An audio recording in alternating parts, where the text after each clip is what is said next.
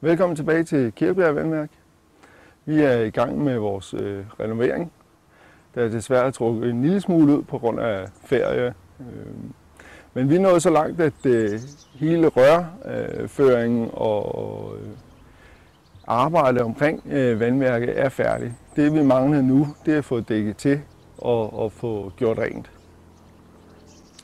Vi er i den heldige situation, at vi har den her ledning fra Osted Vandværk, så vi ikke mangler vand. Så den forstand er det ikke et problem, at vi er forsinket. Men som sagt, så mangler vi bare rengøring, og faktisk er vores renvandstank tom, og det er egentlig det, jeg vil vise jer i dag. Så kom med indenfor.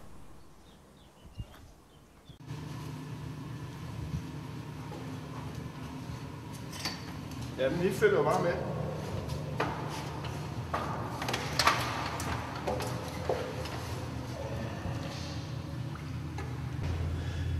Ja, vi står hernede i vandværkets renvandstank.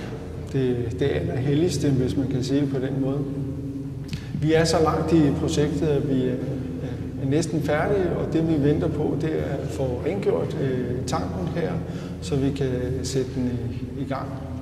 Så derfor så har vi en gylden mulighed for, at I kan se med, hvad vi har hernede i vores renvandstank. Tidligere har vi jo haft rigtig mange rør på kryds og tværs. Nu har vi ikke så mange, vi har trods alt stadigvæk de her sugerør fra pumperne, som står herovre bag ved mig. Og så har vi fået lavet nogle nye rør, hvor vi har fra vores filtre. Når vi skyller filtrene, så er det her, der ryger vandet ud den vej. Og det her, det er hvis vores ildningstårn skal tømmes for vand, så har vi mulighed for det. Ellers har vi ikke nogen rør hernede. Vi har i den her proces har egentlig fungeret meget godt. Vi er meget tilfredse. Tidsforløbet er dog skrevet lidt, men det var forventet. Der er altid noget nyt, der dukker op. Og i vores projekt her, der har været nogle små ting. Der har været nogle ventiler, der vi har opdaget har været utætte, og derfor må skiftes. Vi har haft det her i renvandstanken, har vi opdaget, at oppe i toppen, hvor loftet er lagt, der har vi opdaget, at det var utæt. Så det har vi haft tætnet. Vi har haft et firma ude, som har boret og så sprøjtet fugemasse ind. Den her fugemasse, det er en flydende akryl, som så efter 10 minutter hærder op. Og på den måde så tætner, så har man trykket den ind ved hjælp af højt tryk, så den kunne komme ud i de mindste sprækker. Det er, hvad vi har haft af udfordringer, som har været udforudset, men ellers er alt forløbet glimrende. Vi er i den heldige situation, at Kirkebjerg Vandværk er forbundet med Osted Vandværk. Det skete efter en mindre uheld på vandværket i 1989. Kirkebjerg Vandværk har sådan set aldrig haft en forurening, men det gamle amt lavede en boring, som så gjorde, at vi fik mudder i vores boring. Og det her bevirkede, at vores filtersand var blevet mudret og så skulle udskiftes. I den periode der fik vi så rent vand fra Osted Vandværk, men det var forbundet mellem et par brandhaner ved hjælp af noget brandslange. Efter den episode så fik man så etableret en fast forbindelse mellem de to vandværker, som vi har haft stor glæde af sidenhen. Og jeg skal jo lyde en stor tak til Osted Vandværk for lån af vand i den her forbindelse, for uden dem havde vi ikke kunne tage vandværk ud af drift i snart 2 måneder nu. Det her, det var så her, hvor vi havde vores gulvafløb, der ledte ud.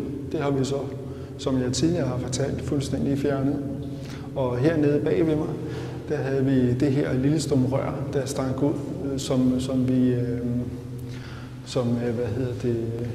vi også har set på en tidligere film, at vi har lukket af og fjernet udvendigt. Det var så den sidste af 3 klip fra vandværkets renovering. Jeg håber, I nytter at se med. Det, der skal ske nu, det er, at renvandstanken, som I har lige været nede og se, skal gøres ren, så den er helt fin og klar. Efter rengøringen så skal den desinficeres, og det bliver gjort med klor. Derefter så vil der komme vand i, og der vil være det, man kalder en renpumpning, hvor vi pumper ren vand ned i tanken og hælder ud i åen. Det vil foregå en uge 14 dage. Grunden til, at man gør det, det er for det første for at få gang i filteret. Det er noget biologisk, uden at gå for meget i detaljer, men der er nogle ting, der skal i gang der. Og når vi så har et analyseresultat, der viser, at nu er alle værdierne, som de skal være, så lukker vi op for vores eget vand og lukker for Osted Vandværk. Det er jo ikke kun det bakteriologiske i sådan en vandanalyse, at der ikke er nogen forurening som sådan. Det der er i det, det er alle de her mineraler og ting, som er naturligt i vandet, som filtret er med til at fjerne. At det skal man også sikre sig, at de værdier er overholdt. Så derfor vil der ikke komme ren vand på fra Kirbjerg Vandværk, før at vi har nogle analyseresultater, som vi er tilfredse med. Men det var sådan set, hvad jeg havde at sige, og jeg håber, I er nyt at se med. Det har været en fornøjelse at lave de her små videoklip, men jeg håber, at det har været god information. Tak for den gang.